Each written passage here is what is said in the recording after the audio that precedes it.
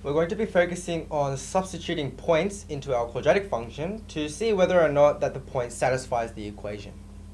So if we take a look at the first question, state whether the quadratic y equals to x squared plus 2x minus 1 is satisfied by the point 1, 2. So what does this point mean? Okay, so now this point 1, 2 means when x is equal to 1, y is equal to 2.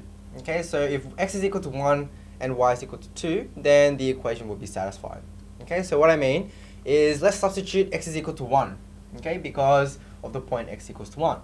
So put 1 into your x's, then we get y equals to 1 squared plus 2 times 1 minus 1. Okay, if we simplify or calculate this, we get y is equal to 2.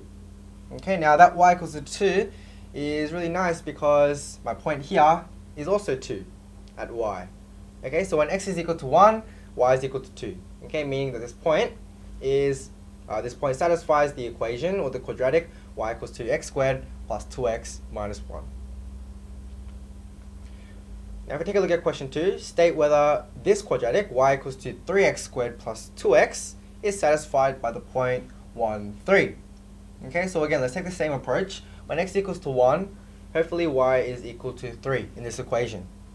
So substitute x is equal to 1. So put your 1 in your x's. Okay, and we simplify or we calculate it. Then we get y is equal to 5 in this case. Okay, which is not y equals to 3. Okay, that means that the point 1, 3 does not satisfy the equation or the quadratic y is equal to 3x squared plus 2x.